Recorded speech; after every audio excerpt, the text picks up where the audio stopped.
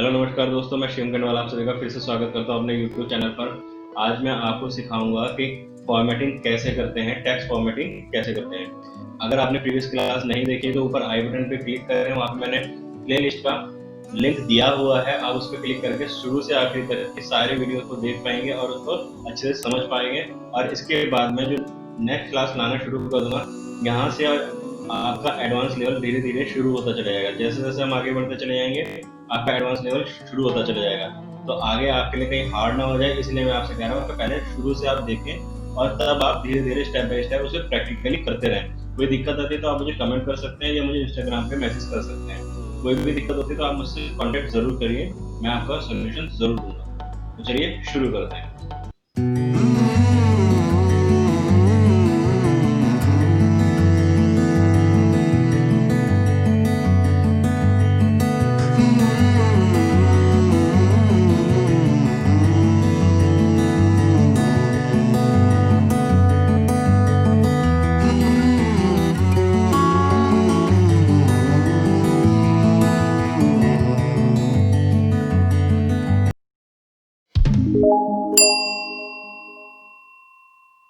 तो अब हम यहाँ पे टेक्स्ट की फॉर्मेटिंग करते हैं। तो हम सबसे पहले क्या करते हैं, मान लीजिए मेरे को हेलो वर्ड को एक होता है बिग, एक होता है स्मॉल। मतलब कि किसी वर्ड को आपको बड़ा शो करना है तो उसके लिए टैग आता है, उस टैग का हम बोलते हैं बिग।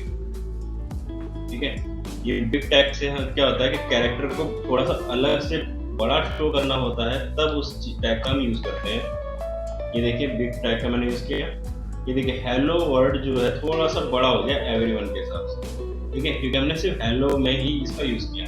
अब एक होता है स्मॉल टैग। स्मॉल टैग को हम एवरीवन में हम यूज करने वाले हैं।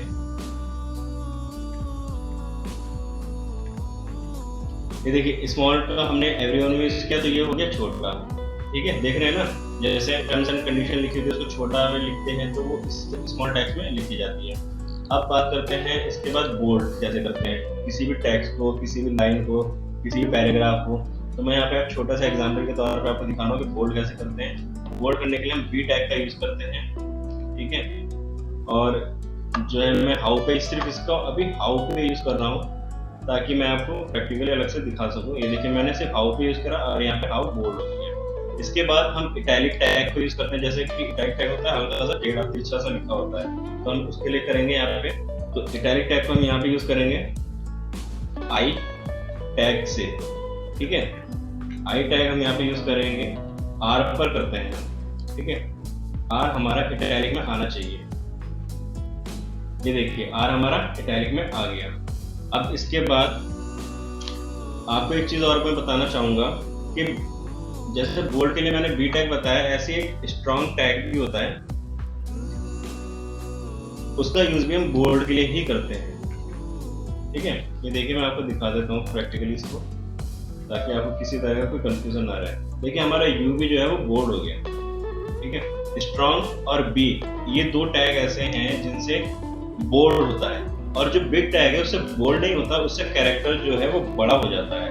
कैरेक्टर हो या जो है पैराग्राफ हो या कोई लाइन हो, वो सबको मतलब बड़ा दिखाता है, बड़े से अलग से शो करता है, और जो स्मॉल है उसको छोटा छोटे में शो करता है। तो ये फर्क होता है, इसमें कभी कंफ्यूज मत होना और प्रैक्टिकली इनको जरूर कर लेना ताकि कंफ्यूजन आपका हमेशा के लिए खत्म हो जाए। तो आगे चलते हैं हम।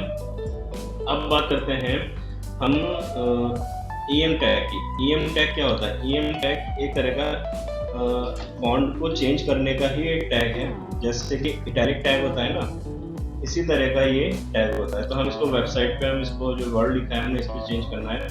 तो ये देखिए, ये देख रहे हैं जैसे आर हमने इटैलिक पे चेंज किया था, ऐसी वेबसाइट हमारा इटैलिक हो गया है। ठीक है, तो आप चाहे आई यूज कर लीजिए या EM यूज कर लीजिए, दोनों मेरे को सेम ही लगते हैं, इनमें कोई ज्यादा फर्क नहीं होता। तो दोस्तों कई बार ऐसा होता है कि आप जब वेबसाइट बनाते हो तो उसमें मैथ से रिलेटेड कुछ आपको लिखना पड़ जाता है या केमिस्ट्री से रिलेटेड आपको कुछ लिखना पड़ जाता है। तो उसी तरह से मैं एक छोटा सा आपको दिखाने जा रहा हूँ। तो जैसे मान लीजिए केमिस्ट्री का मैं एक एग्जाम्पल लेता हूँ, H2O। आपको पता है ये कोड है जो कि वाटर का एक कोड है। तो अगर हमें इसको केमिस्ट्री के रूल के अकॉर्डिंग दिखाना है तो हम कैसे दिखाएंगे?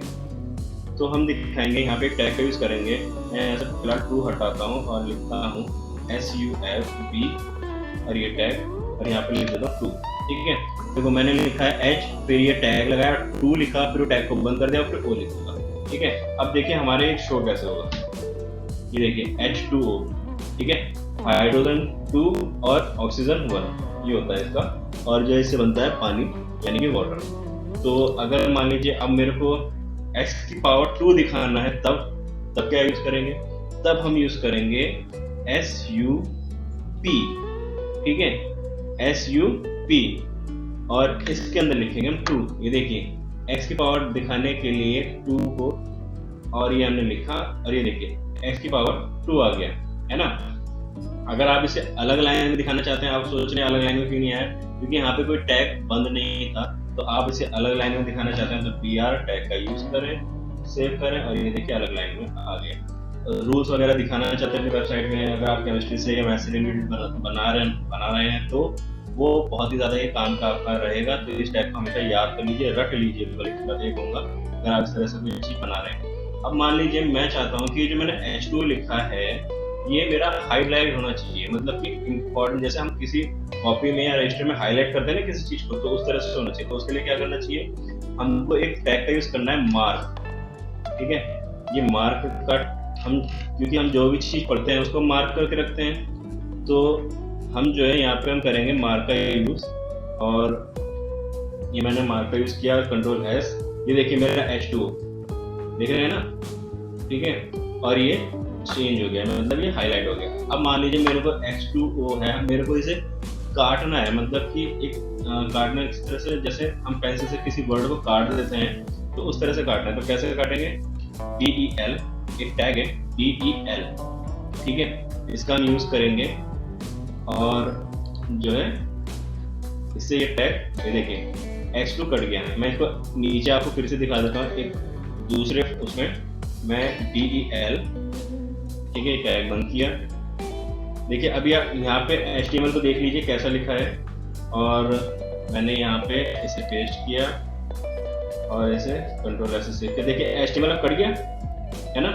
तो इस तरह से जब भी आपको किसी चीज को काटना है तो आप DEL टैग का यूज कर सकते हैं। आपको किसी भी चीज को हाईलाइट करना है तो MARK यानी कि मार्क आप टैग का यूज कर सकते हैं। अगर आपको जो है H2O जैसा मैंने आपको बताया है इस तरह से कोई फॉर्मूला दिखाना है तो आप सबका, और अगर आप पावर वाला फॉर्मूला दिखाना चाहते हैं तो आप सूप का टैग का यूज करके दिखा सकते हैं। तो इनसे क्या होता है कि आपको कोई भी दिक्कत नहीं होगी और काम आपका बहुत ही ज़्यादा जल्दी हो जाएगा। अब एक सबसे इम्पॉर्टेंट चीज़ है, मैं आपको वो चीज़ दिखा देता हूँ क्योंकि उसमें सबसे ज़्यादा लोग कंफ्यूज हो जाते हैं। वो क्या होता है, हमारा क्यू टैग है। जो क्यू टैग होता है वो क्यों यूज़ करते हैं, सबसे पहले तो मैं आपको ये बता देता हूँ। जो क्यू टैग हम यूज़ करते हैं वो करते हैं हम इन्वर्टेड कोमा वगैरह लगाने के लिए, ठीक है। अब मान लीजिए मेरे को ये जो थैंक यू लिखा है, अब मेरे को यहाँ पे इन्वर्टेड कॉमा लगाना है इस थैंक यू पे, तो मैंने क्या किया, क्यू टैग का यूज़ किया और मैंने इसे कंट्रोल S से सेव किया। तो यहाँ पे लग गया टैग। अब मैंने यहाँ पे मैंने ले रखा है टैग, तो मैं पहले हटा देता हूँ क्योंकि नेक्स्ट लाइन में चले गया है। और मैंने अब मैं इसे सेव कर देखिए, ठीक है, टैग लग गया।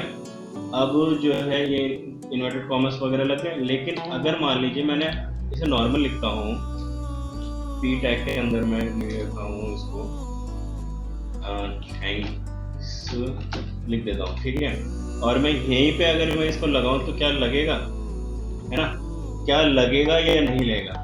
प्लीज मुझे कमेंट करके जरूर बताएं, वीडियो को पॉज करके मुझे कमेंट करके जरूर बताएं कि अगर मैं ऐसे करके थैंक्स पर लिखता हूँ तो क्या इन्वर्टेड कॉमा आएगा या नहीं आएगा। मैं इसे नीचे लिख देता हूँ ताकि आपको किसी तरह की कंफ्यूजन ना हो, ठीक है। मैं इसे नीचे टाइप कर देता हूँ और आप मुझे अभी इस वीडियो को प्लीज पॉज कीजिए। पॉज करने के बाद नीचे कमेंट में मुझे जरूर बताएं कि क्या ये इन्वर्टेड कॉमा लगा हुआ आएगा या नहीं आएगा, ठीक है। आपको प्लीज एक कमेंट करके जरूर बताना है। इससे क्या होगा, आपका प्रैक्टिकल अच्छा होता चला जाएगा। तो आप इस तरह से क्वेश्चंस को सॉल्व करेंगे, कमेंट्स में मुझे जवाब देंगे तो आपका प्रैक्टिकल बहुत ज़्यादा अच्छा होता चला जाएगा। तो चलिए अब मैं आपको इसको सेव करके दिखा देता हूँ। ये देखिए हो गया, ठीक है। तो इस टैग का फिर ज़रूरत क्या है? इस टैग का ज़रूरत जब पड़ता है जब हम किसी चीज़ का नोटिफिकेशन दिखाते हैं, ठीक है। अदरवाइज आप ऐसे भी दिखा सकते हो। और दूसरी चीज़ मैं आपको बताता हूँ, आप अगर ये कोडिंग नोटपैड में करते हैं तो शायद वहाँ पे कुछ जगह ऐसा होता है कि जैसे आपने 10 लाइन लिखी है और 10 की 10 में आपने इस तरह से इन्वर्टेड कॉमर्स लगाए हैं, तो 10 की 10 लाइन में इन्वर्टेड कॉमन नहीं आते कई बार। तो उस कंडीशन में हमें टैग लगाने पड़ जाते हैं। तो इसलिए हमें ट्रू टैग का यूज करना पड़ता है। दोनों ही कंडीशन को आप फॉलो कर सकते हैं, ठीक है, दोनों ही चीजों को आप यूज कर सकते हैं। अगर आपका ये वाला वर्क नहीं कर रहा है तो वहां पे आप ट्रू टैग लगा दीजिए, नहीं तो ये वाला आपका परमानेंट वर्क करेगा। और अगर आप विजुअल स्टूडियो कोड में कर रहे हैं तो ये वर्क करेगा, ठीक है, क्योंकि विजुअल स्टूडियो कोड इस चीज को सपोर्ट कर देता है। तो ये सबसे बढ़िया प्लस पॉइंट है, आप विजुअल स्टूडियो कोड को ही यूज करें। ये माइक्रोसॉफ्ट का पूरी तरह से फ्री है, सबसे बढ़िया बात, और ओपन सोर्स है। अब बात करते हैं, मान लीजिए आपने किसी बुक के बारे में लिखा, मान लीजिए कोई किसी राइटर की एक बुक है, और मान लीजिए मैं एक नाम लिखता हूँ, चेतन भगत, ठीक है, ये एक राइटर है, इन्होंने कोई बुक लिखी है। अब मैं चाहता हूँ इनका, ये देखिए मैंने कंट्रोल एस किया, यहाँ पे इनका नाम शो हो गया। अब मैं चाहता हूँ, मान लीजिए ऊपर कुछ पैराग्राफ लिखा है, कोई चेतन भगत ने स्टोरी लिखी है, तो अब मैं चाहता हूँ कि इनका कॉपीराइट का एक सिंबल सा शो हो मुझे।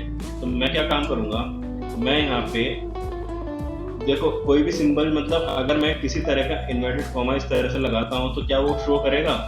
आप इस चीज को प्रैक्टिकली सोचिए। मैंने ये देखिए, ये कंट्रोल एस करा, ये शो कर दिया।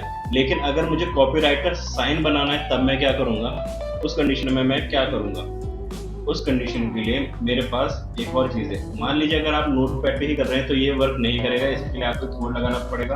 वो कोड मैं आपको बता देता हूँ। वो कोड है एंड MBASH, ठीक है, और इस कोड का आप यूज कर सकते हैं।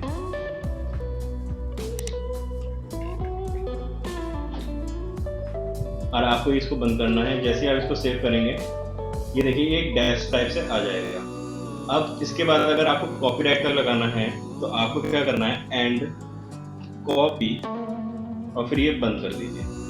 यहाँ पे आपको सजेशन देगा ये, ठीक है, कॉपी स्मॉल कैपिटल, तो हम स्मॉल करते हैं और देखते हैं क्या आता है। देखिए कॉपीराइट का साइन आ गया। ये आपको वेबसाइट में बनाने के लिए, जैसे आप बताना चाहते हैं कि ऊपर जो मटेरियल लिखा है वो किसी चीज़ का कॉपीराइट है, ठीक है, उसे आप कॉपी नहीं कर सकते, कहीं पे कॉपी पेस्ट उसे नहीं कर सकते क्योंकि उसका कॉपीराइट लिया हुआ है। तो वो चीज़ अगर आप दिखाना चाहते हैं वो एक सिंबल के जरिए दिखाया जाता है, यानी कि एक साइन के जरिए। तो वो साइन होता है ये कॉपीराइट का। ये जैसे आप कोई ऑनलाइन बुक्स वगैरह पढ़ते हैं तो वहाँ पे कॉपीराइट साइन आपको मिलता है, बुक्स में भी आपको मिल जाते हैं ये कॉपीराइट साइन। तो वो इस टैग से लगता है। और जब भी आप कॉपीराइट साइन लगाते हैं तो पहले आपको ये वाला जो है मार्क लगाना पड़ता है। अगर आप नोटपैड यूज कर रहे हैं तो आपको ये वाला कोड लिखना जरूरी है। नहीं कर रहे हैं तो आप ये भी यूज कर सकते हैं, और आप इसे हटाकर आप ये भी यूज कर सकते हैं, ठीक है, मतलब जो भी आप चाहें वो आप यूज कर सकते हैं, ठीक है, आप ये भी यूज कर सकते हैं, मतलब नॉर्मल सा कुछ भी आप यूज कर सकते हैं, सारे वर्क करेंगे। लेकिन नोटपैड में ये वर्क नहीं करते, पूरी तरह से नहीं करते। तो मैं ये कहूँगा कि आप इस कोड का जरूर यूज करें, ठीक है, तो इससे ये रहेगा कि आपको दिक्कत नहीं होगी।